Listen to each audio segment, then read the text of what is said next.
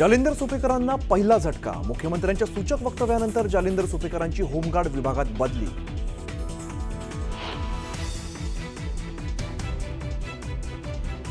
फरार निलेश चव्हाणच्या नेपाळमधून आवडल्या मोजक्या वैष्णवीच्या कुटुंबियांना धमकवल्याप्रकरणी कारवाई। 10 दिवसांनंतर निलेशला बेड्या।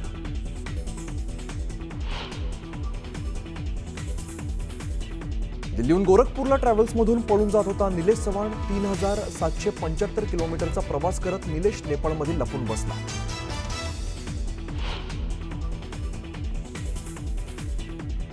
गोकुळ दूध संघ महायुतीच्या ताब्यात। गोकुळच्या अध्यक्षपदी नावीद मुश्रीफांची निवड। कार्यकर्त्यांचा जोरदार जल्लोष।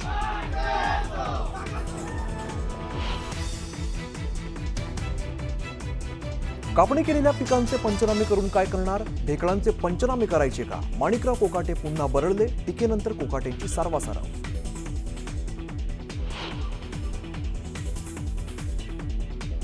शरद पवार आणि अजित पवारांच्या विलिनीकरणाला प्रफुल्ल पटेल, सुनील तटकरेंचा विरोध। ओबाटाचे खासदार संजय राऊतांचा मोठा दावा।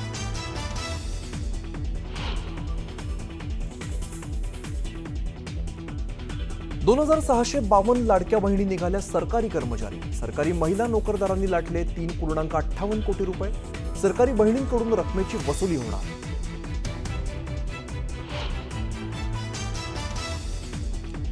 बीडमधील बेंदुसरा धरण मे महिन्यातच ओव्हरफ्लो। नदीकाठच्या गावांना सतर्कतेचा इशारा। बीडकरांची पाण्याची चिंता मिटली।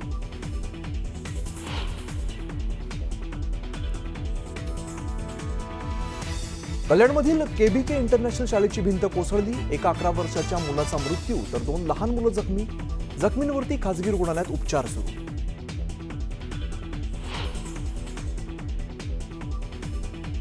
आसाममध्ये पावसाचा हाहाकार। गुवाहाटीमध्ये राष्ट्रीय महामार्ग पाण्याखाली, वाहनं बुडाली।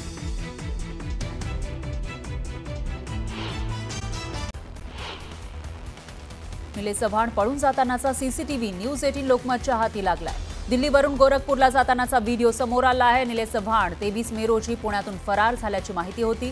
तो देश सोडण्याच्या तयारीत होता अशी माहिती समोर आली होती। वैष्णवी हगवणे प्रकरणात निलेश चव्हाणला नेपाळमधून अटक करण्यात आली आहे। वैष्णवीच्या बाळाची हेळसांड केल्याप्रकरणी निलेश चव्हाणवर गुन्हा दाखल आहे। वैष्णवीच्या नातेवाईकांनाही निलेशनं धमकावलं होतं। वैष्णवी हगवणे प्रकरणातील आरोपी सासू लता हगवणे आणि नणंद करिश्मा हगवणे यांचे मोबाईल अद्यापही हस्तगत न केल्यानं तपासात मोठा अडथळा येतोय। दरम्यान वैष्णवीचा धीर सुशील हगवणे आणि पती शशांक हगवणे यांच्या मोबाईलमध्ये महत्त्वपूर्ण माहिती मिळाल्याची माहिती सूत्रांनी दिली आहे। आरोपीला शिक्षा आणि पीडितेला न्याय ही भूमिका असते। वैष्णवीला न्याय देण्यावर आमचा भर आहे। ज्यांनी आरोपींना मदत केली त्यांच्यावर कडक कारवाई झाली आहे। निलेश चव्हाणलाही कडक शासन केलं जाईल असं महिला आयोगाच्या अध्यक्षा रुपाली चाकणकर यांनी स्पष्ट केलं। निलेश चव्हाण नेपाळपर्यंत कसा पोहोचला? त्याला कुठल्या आकानं मदत केली आणि तो एवढे दिवस फरार कसा राहू शकला? असे सवाल रोहिणी खडसेंनी विचारले। हगवणे कुटुंबाचा आणि निलेश चव्हाणचा संबंध काय याचीही सखोल चौकशी व्हावी अशी मागणी रोहिणी खडसेंनी केली। निलेश चव्हाण नरकात जरी गेला असता तरी त्याला बेड्या ठोकल्याच असत्या अशी प्रतिक्रिया रुपाली पाटील ठोंबरे यांनी दिली। त्यांनी पिंपरी चिंचवड पोलिसांचे आभारही मानले। वरिष्ठ पोलीस अधिकारी जालिंदर सुपेकर यांनी स्पष्टीकरण दिलं आहे। हगवणेंना शस्त्र परवाना मीच दिलाय हे म्हणणं चुकीचं आहे। शस्त्र परवान्याचे अधिकार संबंधित पोलीस आयुक्तांना असतात असा दावा जालिंदर सुपेकर यांनी केला। पनवेलच्या पेठाली गावातील सोनम केळणी या विवाहितेचा घर बांधकामासाठी 20 लाख रुपये आणि मुलगा हवा म्हणून सासरी आतोनात छळ केला जात होता। सासरच्या छळाला कंटाळून अखेर सोनमनं आपल्याच वाढदिवसाच्या दिवशी पोटच्या मुलीची हत्या करून स्वतः सुद्धा गळफास घेऊन आत्महत्या केली। बीडमध्ये पुन्हा एकदा मारहाणीचा धक्कादायक प्रकार समोर आला आहे। सरपंच आणि 7 तरुणांनी कृष्णा रोहिटे या तरुणाला बेदम मारहाण केली। या प्रकरणी बीड पोलीस ठाण्यात गुन्हा दाखल करण्यात आला। कोल्हापुरातील धक्कादायक असा प्रकार समोर आला आहे। कोल्हापूरच्या राजारामपुरी भागात साखळदंडानं बांधून ठेवलेल्या महिलेची सुटका करण्यात आली। महिलेच्या गळ्यात आणि पायात साखळदंड बांधण्यात आला होता। या प्रकरणी पोलिसांकडून अधिक तपास सुरू आहे। अकोल्याच्या आरटीओ कार्यालयामध्ये एका एजंटनं चांगलाच गोंधळ घातला। या एजंटनं खंडारे नामक एका कर्मचाऱ्यासोबत कामकाजावरून वाद घातला। या वादाचं रूपांतर हाणामारीत झालं। या प्रकरणी पोलीस स्थानकामध्ये तक्रार दाखल केली, पण याबाबत विभागातील अधिकाऱ्यांनी मात्र चुप्पी राखली। बार्शी तालुक्यातील मांगळे चाळ परिसरात एका तरुणानं हातात कोयता घेऊन दहशत माजवण्याचा प्रयत्न केला। कोयत्यानं या तरुणानं गाड्यांची तोडफोडही केली। सीसीटीव्हीच्या आधारे पोलिसांनी तरुणाला अटक केली। पुण्याचे विद्यमान आयुक्त राजेंद्र भोसले हे आज सेवानिवृत्त झाले। अत्यंत वादग्रस्त ठरलेल्या भोसले यांच्यावर प्रचंड भ्रष्टाचाराचे आरोप झाले, तर राष्ट्रवादी काँग्रेस शरद पवार पक्षानं महापालिकेसमोर ते निवृत्त झाल्याबद्दल रागानं फटाके फोडले। गोकुळ दूध संघ महायुतीच्या ताब्यात आलाय। गोकुळच्या अध्यक्षपदी नाविद मुश्रीफ यांची निवड झाली आहे, त्यामुळे कार्यकर्त्यांनी जोरदार जल्लोष केला। पुण्यात चंद्रकांत पाटील आणि रवींद्र धंगेकर यांची भेट झाली। एका खासगी कार्यक्रमात दोन्ही नेत्यांची ही भेट झाली, त्यामुळे भाजप आणि धंगेकरांमधला दुरावा संपला का अशा चर्चांना उधाण आलंय। लक्ष्मण हाके यांच्या डोक्याचे हुक पिळायला पाहिजे आणि गोपीचंद पडळकर पडल्यासारखे बरळतायत असं म्हणत राष्ट्रवादीच्या प्रवक्त्या रुपाली पाटलांनी टीका केली। अजितदादांवर बोलण्याइतकी आपली उंची आणि कर्तृत्व नाही। अजित पवार हे सर्व जाती धर्मातल्या लोकांना एकत्र घेऊन पुढे जातात, त्यामुळे लक्ष्मण हाके आणि गोपीचंद पडळकर यांनी बेताल वक्तव्य करू नये असा इशारा रुपाली पाटलांनी दिला। कापणी झालेल्या पिकांचे पंचनामे करून काय करणार? ढेकळांचे पंचनामे करायचे का असा सवाल मंत्री कोकाटेंनी विचारला। कोकाटेंनी केलेल्या या वक्तव्यामुळे आता नव्या वादाला तोंड फुटलंय। जिथं काहीच नाही त्याचे पंचनामे करता येत नाही, माझ्या वक्तव्याचा चुकीचा अर्थ काढल्याचं वक्तव्य मंत्री कोकाटेंनी केलं।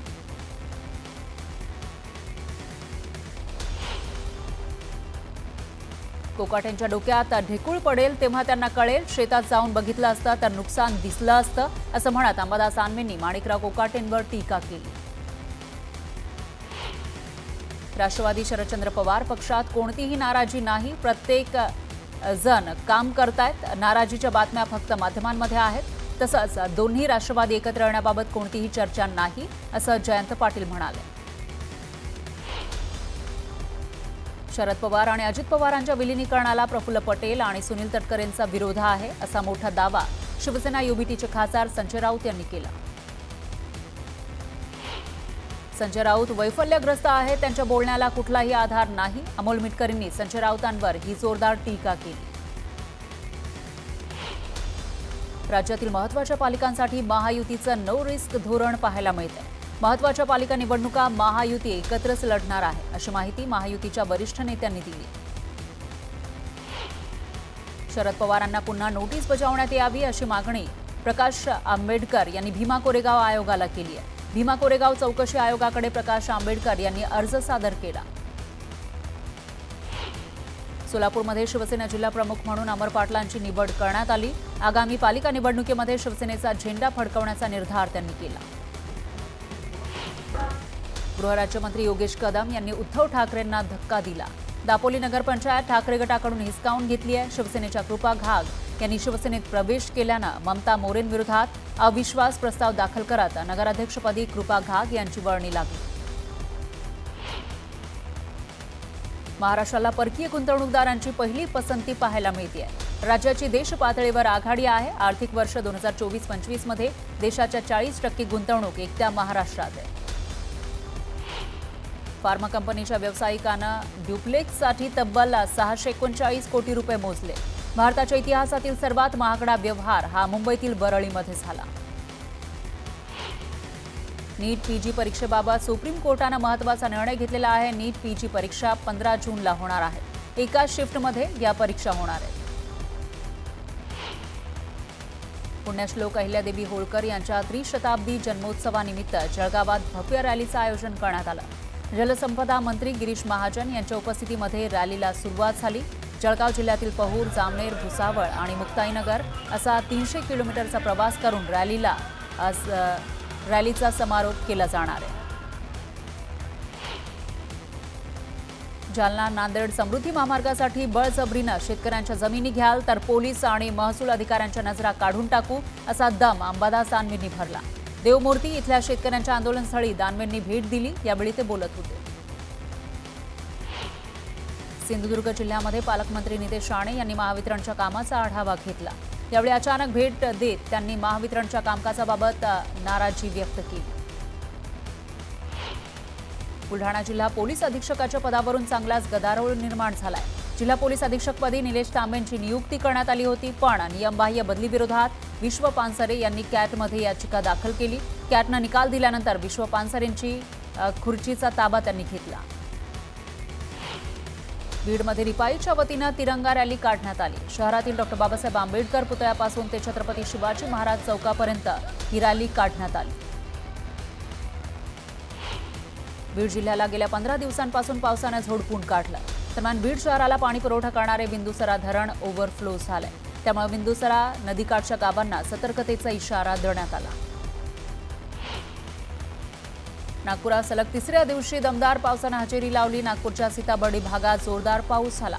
दरम्यान नागपूरसह चंद्रपूर, गडचिरोली, वर्धा या जिल्ह्यांना हवामान विभागानं वादळी वाऱ्यासह पावसाचा इशारा दिला। बुलढाणा जिल्ह्यात वादळी वाऱ्यासह मुसळधार पावसानं हजेरी लावली। शेगाव ते संग्रामपूर रस्त्यावर अनेक ठिकाणी विद्युत पोल पडले, त्यामुळे वीज पुरवठा खंडित झाला। दुष्काळग्रस्त मराठवाड्यासह धाराशिव जिल्ह्याला पावसाचा फायदा झालाय। धाराशिव जिल्ह्यात तुफान पावसानं हजेरी लावली, त्यामुळे मांजरा नदीच्या पाणी पातळीत झपाट्यानं वाढ झाली। त्यामुळे लातूर, बीडसह धाराशिव जिल्ह्यातील पाण्याची चिंता मिटली। भूम तालुक्यातील ईड गावात ढगफुटीसारखा पाऊस झाला, त्यामुळे सर्व परिसरासह शिवारात पाणी साचलं, तर महादेव मंदिरही पाण्यात गेलं। शेतातही पाणी साचलं, त्यामुळे शेतकऱ्यांचं मोठ्या प्रमाणात नुकसान झालं। साताऱ्याच्या माण तालुक्याला अतिवृष्टीतील नुकसानीची पाहणी ग्रामविकास मंत्री जयकुमार गोरेंनी केली। त्यावेळी त्यांनी शेतकऱ्यांना मदतीचं आश्वासन दिलं। आमदार निलेश राणेंनी कुडाळ तालुक्यातील माणगाव खोऱ्यातील आंबेरी इथल्या पुलाची पाहणी केली। तसंच दुकानवाड इथल्या गावांना जोडणाऱ्या नव्या पुलाचं काम सुरू आहे, त्या कामाची पाहणीही त्यांनी केली। रत्नागिरी जिल्ह्यात जोरदार पावसामुळे नदीला पूर आला। यावेळी राजेंद्र कोळंबे यांचा पुरात वाहून गेल्यानं मृत्यू झाला। राज्यमंत्री योगेश कदम यांना कुटुंबियांचं सांत्वन त्यांनी केलं आणि 4 लाखांचा धनादेश दिला। धाराशिवमधील भांडगाव, देवळाली, माणकेश्वर आणि भूमकडे जाणाऱ्या मुख्य रस्त्यावरील पूल वाहून गेला, त्यामुळे वाहतूक पूर्णपणे बंद करण्यात आली। त्यामुळे ग्रामस्थांसह दूध उत्पादकांना अडचणींचा सामना करावा लागतोय। नाशिक जिल्ह्यामध्ये पावसानं जोरदार हजेरी लावली, यामुळे शेतशिवारात पाणी साचलं आणि शेती पिकांचं नुकसान झालं। यामुळे शेतकरी चिंतेत सापडला। यवतमाळ जिल्ह्यामध्ये पावसानं जोरदार हजेरी लावली, मूग पिकाचं मोठं नुकसान झालं, यामुळे शेतकरी चिंतेत सापडला। छत्रपती संभाजीनगरच्या नाईकनगर सातारा परिसरामध्ये अतिक्रमण हटवण्यावरून तणाव निर्माण झाला। बौद्ध विहार पाडण्यासाठी पथक दाखल होताच बहुजन विकास समिती आणि आंबेडकरी संघटनांकडून याला विरोध करण्यात आला। अमृत भारत योजनेअंतर्गत समावेश झालेल्या नंदुरबार रेल्वे स्थानकामध्ये 34 सीसीटीव्ही कार्यान्वित करण्यात आले। प्रवाशांच्या सुरक्षेसाठी ही उपाययोजना करण्यात आली आहे। सोलापूरमध्ये पालिकेनं देशमुख पाटील वस्तीमध्ये अतिक्रमण विरोधात कारवाई केली। महानगरपालिकेनं 34 घरांचं अतिक्रमण काढलं, यामुळे 15 वर्षांपासून रखडलेल्या रस्त्याच्या कामाचा मार्ग मोकळा झाला। जालन्याच्या भोकरदन पोलीस ठाण्यामध्ये महिला शेतकऱ्यांनी राडा घातला। व्यापारी शेतकऱ्यांच्या शेतीमालाचे पैसे घेऊन पळाल्यानं महिला आक्रमक झाल्या। व्यापाऱ्यावर कारवाई करावी अशी मागणी या महिलांनी केली। नांदेड महापालिका कर्मचाऱ्यांच्या विविध मागण्यांसाठी कर्मचारी संघटनेनं इशारा सभा घेतली। सेवानिवृत्त कर्मचाऱ्यांचे वेतन 5 तारखेपूर्वी देण्याची मागणी करण्यात आली। 3 जूनपर्यंत मागणी पूर्ण न केल्यास 4 जूनला मोर्चा काढण्याचा इशारा देण्यात आला। अमरावतीमध्ये फासे पारधी समाजानं आमदार रवी राणांच्या घरासमोर मोर्चा काढला। फासे पारधी समाजाला दिलेलं आश्वासन पूर्ण करण्याची मागणी केली। नांदेड शहरातील प्रमुख रस्त्यांवर खड्ड्यांचं साम्राज्य पसरलंय, त्यामुळे नागरिकांसह वाहनधारकांना नाहक त्रास सहन करावा लागतोय। दरम्यान तातडीनं रस्ता दुरुस्त करण्याची मागणी नागरिकांनी केली। रत्नागिरीच्या दापोलीमध्ये मासेमारीला ब्रेक लागला। 31 मे ते 1 ऑगस्टपर्यंत मासेमारी बंद ठेवण्याचा निर्णय घेण्यात आलाय। वादळ सदृश परिस्थितीमुळे हा निर्णय घेण्यात आला। मालाड पश्चिममध्ये बनावट नोटा छापणाऱ्यांवर पोलिसांनी कारवाई केली। यावेळी पोलिसांनी 23 लाखांच्या बनावट नोटा जप्त करत दोघांना ताब्यात घेतलं। दोन्ही आरोपी लंगणा राज्याचे तेलंगणा इथले असल्याची माहिती आहे.